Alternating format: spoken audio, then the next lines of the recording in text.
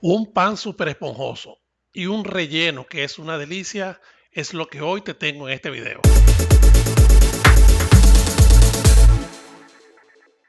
Hola, a pocos días de la Navidad y dando mi aporte para mantener vivas las tradiciones de mi tierra Venezuela, hoy quiero compartir contigo nuestro pan de jamón, uno de los componentes del plato navideño que es una delicia para todos. Se trata de un pan relleno de jamón, de tocineta, también conocida como bacon o panceta ahumada, con uvas pasas y aceitunas verdes, las cuales por lo general están rellenas con pimentón marrón. Este pan es una creación venezolana de comienzo del siglo XIX, cuyo consumo y fabricación poco a poco se fue transformando en una costumbre navideña hasta hacerse imprescindible cada diciembre en la mesa de un venezolano. De esto, conocemos casos como el del pan telera o simplemente telera en la República Dominicana, la cual también es imprescindible en la mesa navideña. Ahora sabes de qué te estoy hablando. Existen variantes en la masa del pan y es el pan de jamón de hojaldre. Y en cuanto a la variación con los ingredientes, está la sustitución del jamón ahumado o del jamón York, como también se le conoce, por el jamón de pavo, también llamada pechuga de pavo. Y para los vegetarianos, ha aparecido el pan de acelga o de champiñones. La creatividad ha sido tal que se ha incorporado además el queso crema, entre otros ingredientes. Quiero hacer la aclaratoria de que lo que llamamos queso crema en Venezuela es a lo que se le conoce en la República Dominicana y en los Estados Unidos como cream cheese. Y digo esto porque en este país existe un queso de textura blanda, bastante parecido a la ricota pero más firme, que se conoce como queso crema y no es el que se incluye en el pan usualmente. El señor Miro Popi, un periodista y columnista venezolano especializado en gastronomía, nos dijo que la receta del pan de jamón se atribuye al señor Gustavo Ramela, propietario de una panadería ubicada en la ciudad de Caracas, entre las esquinas de Marcos Parra y Solís, en diciembre de 1905. Aparentemente para aquel momento solo llevaba jamón como relleno. Sin embargo, su rápida aceptación provocó que otras famosas panaderías de Caracas, como la de Montalbán y Banch, lo incorporaran a su oferta. Fue justamente la panadería de Banch quien añadió uvas pasas al pan. Y ya para 1920 existían variedades con otros ingredientes tales como almendras, aceitunas, nueces y alcaparras. Posteriormente, gracias a su atractivo y calidad, su consumo se fue expandiendo por todo el territorio nacional y muy especialmente durante las festividades navideñas. Debido al éxito del pan de jamón y a que muchos venezolanos querían seguir consumiéndolo durante los meses que siguen a la Navidad, algunos panaderos crearon versiones de mini pan de jamón. Esta versión era más comercial porque contenía menos cantidad de ingredientes que el que se consigue en la versión grande, pero llenaba de alguna manera el espacio de las personas que ansiaban seguir comiendo pan de jamón. Y quiero también hacer otra salvedad, y es que en Venezuela también existen los llamados cachitos, que son un pan pequeño relleno de jamón con una masa semidulzona que forman parte de los desayunos tradicionales de los venezolanos. Espero en algún momento poder traer la receta aquí y hacer unos cachitos en este canal. En la medida en que la población fue migrando, muchos venezolanos se vieron en la necesidad de hacer sus panes de jamón en los países donde vivían. Y es así como hoy en día tenemos panes de jamón casi que en cualquier lugar donde haya venezolanos. Y si estos son propietarios de establecimientos tipo panadería, de seguro allí vas a encontrar un pan de jamón, porque es la esencia de lo que somos. Aunque muchas veces, sobre todo para época navideña, he elaborado pan de jamón, hoy tengo una invitada especial en el canal. Ella es Karina Cuello, quien me ha sorprendido enormemente con algunos panes que elabora y que son sumamente ricos. En la mesa de los tortigliones pudimos ver un flash de estos panes. La masa que Karina consigue para sus panes desde el primer día que la probé me hizo rápidamente pensar en el pan de jamón por la textura y por el sabor que tiene. Es por ello que hoy vamos a hacer un 2x1 porque vamos a preparar un pan de jamón de rico sabor y también vamos a conocer todos esos trucos que hacen que una masa de pan consiga ese sabor especial y esa textura que la hacen agradable e ideal para acompañar este relleno. Quiero que sepas que a diferencia de la cocina, la repostería y la panadería requieren de medidas exactas.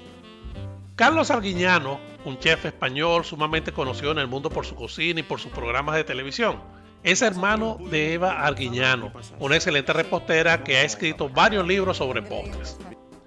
Carlos dice que él nunca hubiera podido ser repostero porque en la cocina se puede reinventar sobre la marcha, mientras que en la repostería todo debe ser antes calculado. Por eso deja los postres a su hermana. Entonces, yo voy a ceder el control a Karina para que sea ella quien nos explique los pasos para elaborar la masa. Hola, gracias por la invitación. Vamos a proceder a pesar nuestros ingredientes apoyándonos en una balanza. Como es costumbre en este canal, las cantidades estarán en la zona de comentarios y al final del video. Esta es la misma masa que se utiliza para elaborar el pan de buffet. Es una masa versátil que también se puede utilizar para hacer salchipán, que no es más que el pan normal con una salchicha en el medio. También se pueden hacer nuditos con ajo, se puede rellenar con queso, con mermelada o con el relleno de su gusto. Con respecto a la leche, es importante que se encuentre a temperatura ambiente. Si recién la sacaste de la nevera, te recomiendo que le des un golpe de microondas, no con la intención de calentarla, sino más bien para quitarle el frío. Aquí estamos utilizando una leche deslactosada, sin embargo, es recomendable utilizar la leche completa. Si no tienes leche completa, no pasa nada, usa la que tengas. Como acabamos de sacar la leche de la nevera, primero la pesamos y luego la llevamos al microondas para quitarle el frío. En nuestro caso, 15 segundos fueron suficientes, pero en tu caso puede ser menos o puede ser más. Al dividir una receta, nos encontramos con algunas dificultades. En el caso nuestro pudiera ser el huevo. Recordamos que hay huevos grandes y huevos pequeños. La receta original indica un huevo. Si quisieras dividir en la mitad la receta, la alternativa sería batir el huevo y solamente utilizar la mitad de este líquido. Con respecto a la harina, es necesario utilizar harina de fuerza. Esta no es la harina tradicional que conseguimos en el supermercado y que se conoce como todo uso. La harina de fuerza procede del trigo duro y tiene una proporción más elevada de gluten, que le permite retener una proporción importante de agua en el proceso de amasado. Esto da como resultado masas más elásticas y consistentes. La harina de fuerza también se consigue en el supermercado y regularmente dice for bread, que en español es para pan. En el caso de las harinas todo uso, están orientadas a la repostería en general porque su baja proporción de gluten produce masas que retienen poca agua y son de menor consistencia. En resumen, cuanto mayor contenido de gluten tiene una harina, esta absorberá más agua y la masa fermentará más lentamente y viceversa.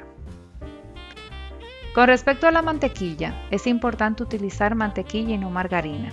La mantequilla no solamente enriquece el sabor de la masa, además permite una mayor elasticidad. Para conseguir el mejor resultado, es importante utilizar mantequilla de calidad. La margarina es un producto barato que contiene grasa y aceite vegetal, mientras que la mantequilla solamente es grasa de leche de vaca. La mantequilla también debe estar a temperatura ambiente. Aquí están todos los ingredientes de la masa pesados y en las proporciones que indica la receta. Como dije antes, en la zona de comentarios está la receta original y una receta dividida en caso de que desee hacer un pan más pequeño. Comenzamos por colocar la harina en un recipiente y creamos una especie de volcán. En el medio incorporamos la levadura y un chorrito de leche.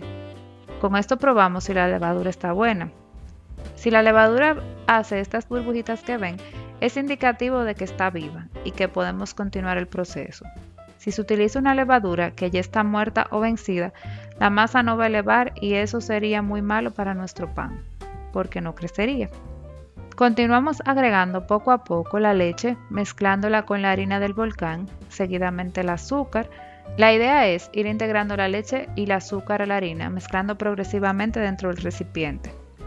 Cuando mezclamos de esta forma, evitamos ensuciarnos mucho las manos, aunque al final del proceso vamos a amasar todo sobre la mesa de trabajo. Aunque la grasa de la leche inhibe o retarda algo de la fermentación, hace que la masa sea más flexible y elástica. El agua de la leche sirve como líquido que facilita la formación de la masa para el crecimiento de los constituyentes de la harina, es decir, proteína, gluten y para posterior gelificación del almidón en el proceso de cocción. El azúcar, por su parte, contribuye al ablandamiento inicial de la mezcla, produce una fermentación más activa, determina la temperatura de horneado, da color al pan al caramelizarse en la corteza durante la cocción y mejora la textura de la miga y su sabor. Incorporada la leche y el azúcar, agregamos el huevo.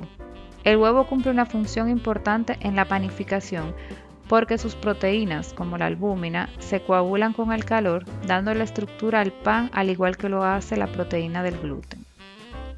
El último ingrediente que se incorpora a la masa es la sal, para que tenga el menos contacto posible con la levadura. Es por esta razón que lo incorporamos en el borde del exterior del volcán.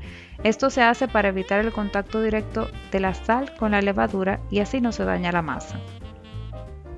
Es el momento de llevar la mezcla al mesón para amasarlo. Es importante que la superficie del mesón sea higienizada correctamente porque todo el amasado y posterior armado del pan se va a realizar sobre esta superficie. Les recomiendo que se realice una buena limpieza en esta superficie usando solo agua y jabón. Evita en todo momento utilizar químicos que dejen rastros y que puedan ser absorbidos por la masa. La técnica de amasado busca integrar los ingredientes aplicando una ligera presión sin partir la masa. Cuando se aplica esta presión se va creando una malla de gluten que es la que necesitamos para dar estructura a nuestro pan.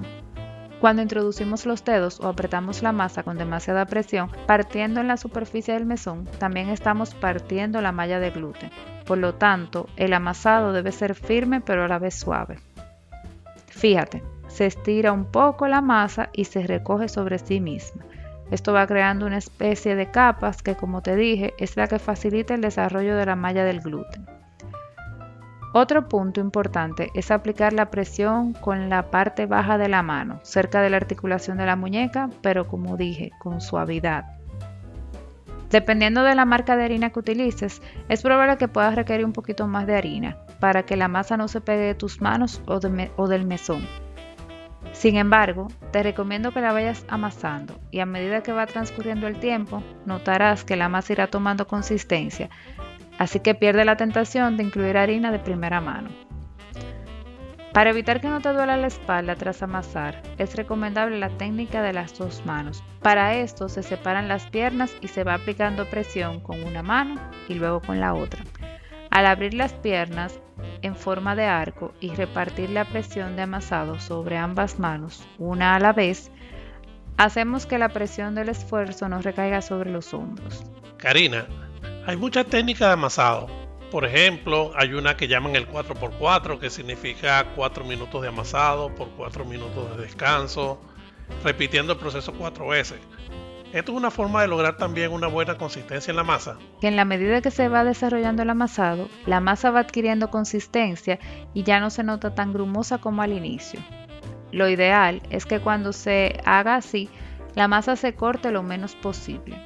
Aquí se refuerza entonces lo que te mencioné hace un momento, de perder la tentación de agregar más harina porque esta masa ha ido adquiriendo estructura, lo que demuestra que lo que le faltaba era amasado, es decir, brazo.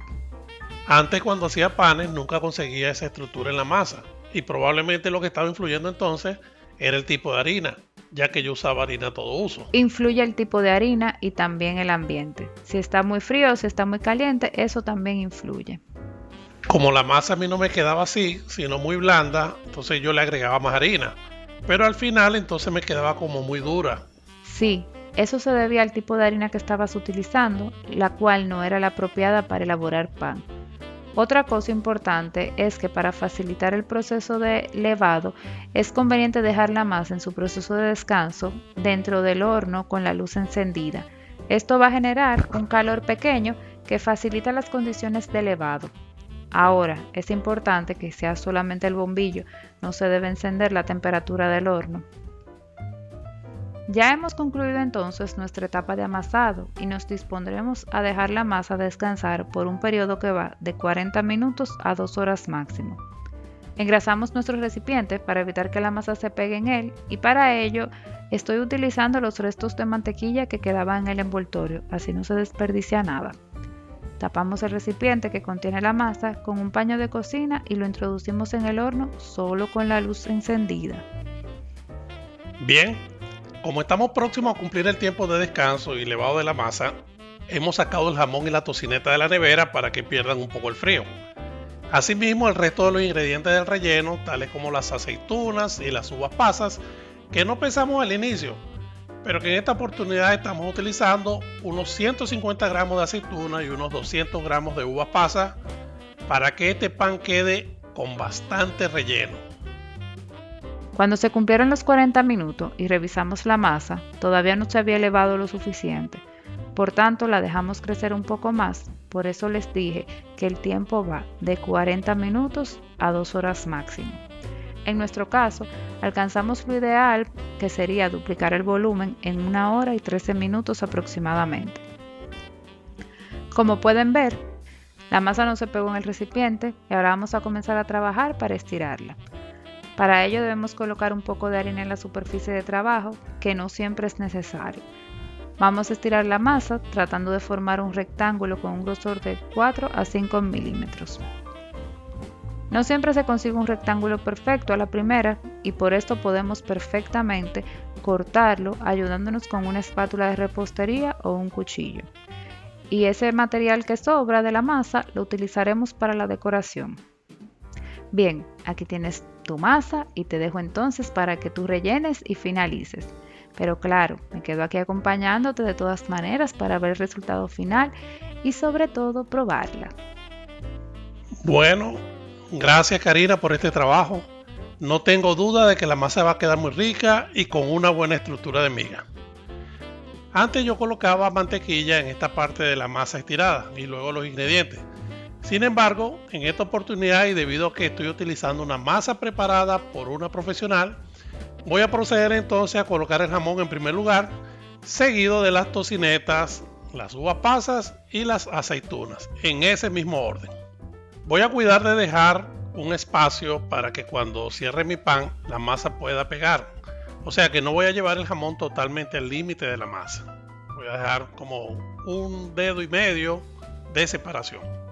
Una de las recetas de pan de jamón más famosas en Venezuela, y yo agregaría que probablemente en el mundo, debido a la gran migración venezolana, es la de Claudio Nazoa. Médico, escritor, humorista, conferencista, todo un personaje de muchas facetas y muy querido en Venezuela. Su hijo, Daniel Nazoa, quien también tiene un canal en YouTube y del cual te dejo aquí arriba a la derecha un enlace, dice que el jamón, cuando se coloca arrugado sobre la masa, da la sensación de que se está comiendo más jamón.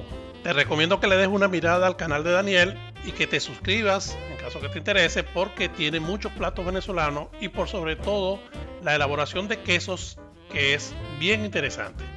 Yo he preferido seguir la manera que aprendí de Armando Scanone, un ingeniero civil, aunque entusiasta de la gastronomía, quien fue fundador de la Academia Venezolana de la Gastronomía y quien ha publicado varios libros, entre los que destacan Mi cocina a la manera de Caracas. Libros que son considerados una biblia de la gastronomía. Como pudiste observar, coloqué la tocineta en forma paralela a la zona más ancha de la masa y de esta manera cualquier rodaja de pan que se corte siempre tendrá su pedacito de tocineta. Ahora nos toca distribuir los 200 gramos de pasas sobre toda la superficie del pan. Es importante que un pan de jamón tenga suficiente relleno y sobre todo suficiente pasas, porque esto le da un dulzor a cada mordida que das a este pan, que lo convierten en una delicia y da seguidilla. Las aceitunas, por el contrario, se colocan, o mejor dicho, yo las coloco también de forma paralela a la parte ancha de la masa, como formando una fila. De esta forma quedarán al menos 2 aceitunas en cada rodaja de pan cortado. Entonces ahora viene enrollar la masa y yo acostumbro a recoger los extremos de forma tal que no se salga el relleno. Y en la medida en que voy enrollando, estas zonas se van pegando con la otra parte de la masa y es algo así como lo que hacen los chinos con los rollitos de primavera o egg roll. Es la misma técnica la que yo utilizo. Hay personas que lo hacen de forma diferente, o sea, lo dejan abierto en los extremos y luego cuando está totalmente enrollado es cuando lo cierran, apretando las puntas. Con eso el pan adquiere otra forma. Sin embargo, es cuestión de gustos.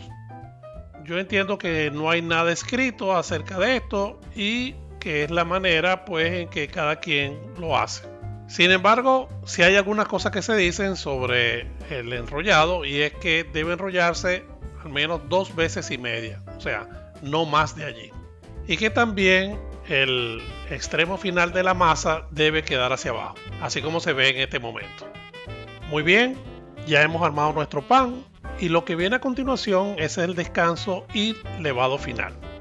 Para ello, colocamos el pan en la bandeja de hornear, a la cual previamente le hemos cubierto con papel para hornear, y allí vamos a dejar descansar nuestro pan, y en mi caso lo voy a colocar también en el horno tapado con un paño de cocina.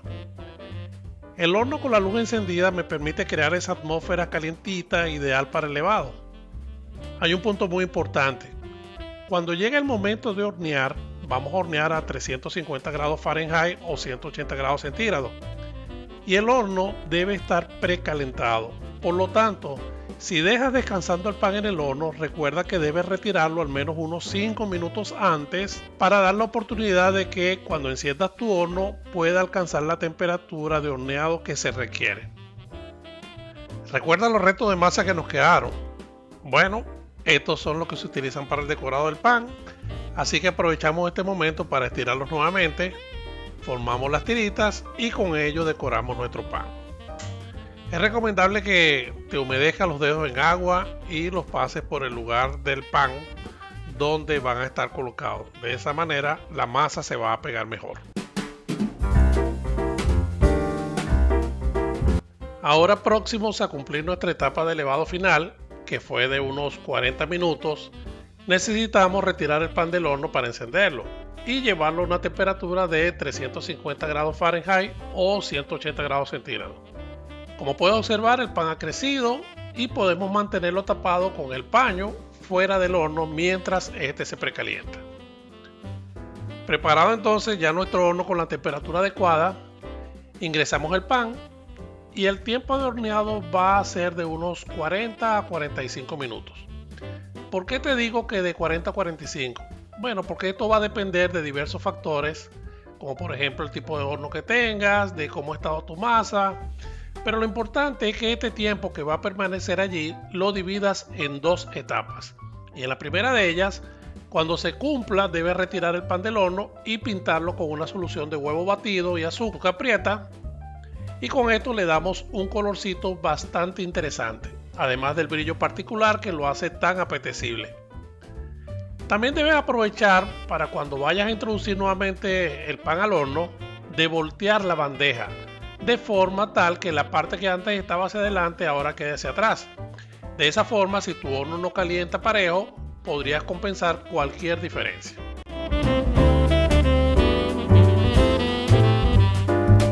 Bueno, ha sido un largo trabajo. Tenemos ya nuestro tiempo de horneado y ya. Ahora es el momento entonces de retirar nuestro pan del horno para dejarlo reposar y esperar que se enfríe. Aunque te provoque meterle un mordisco en este momento, te recomiendo que deje que enfríe por lo menos unos 30 a 45 minutos. El interior de ese pan es un horno de presión realmente, y es necesario que la temperatura se estabilice. También te recomiendo que si dispones de una rejilla de enfriamiento, la utilices en este momento. Esta te va a ayudar mucho en el proceso de enfriado del pan. Así que todo ese reposo se llevará a cabo de la mejor manera. Como puedes observar, el pan adquirió un tono bronceado muy lindo. El decorado se ve más oscuro porque al estar más elevado que el resto de la masa, el calor le pega más fuerte. Sin embargo, te aseguro que la suavidad de este pan es inigualable. Bueno, Karina, misión cumplida. Este pan no solamente se ve muy bien, está suave y además tiene un aroma que invita a morderlo de inmediato. Así que te invito a que lo pruebes tú como invitada especial y como colaboradora principal de esta masa. El pan de verdad que quedó bien rico, con una textura suave, con suficiente relleno, y creo que con la combinación de mi experiencia y la tuya logramos lo que queríamos. Les invito a que para esta Nochebuena prueben el pan de jamón, que es una tradición venezolana, pero igual nosotros la podemos adquirir para nuestra mesa. Si tienen alguna pregunta, la pueden dejar aquí en los comentarios y con gusto se la responderemos. Bueno, ya es hora de despedirnos y como es costumbre en este canal, tenemos que desearle lo mejor a las personas. Así que juntos, Buen provecho. Quiero darte las gracias por ver este video y por la retroalimentación que puedas dejarme en la zona de comentarios. Soy Williams Pacheco y esto es Hecho en Casa al Natural.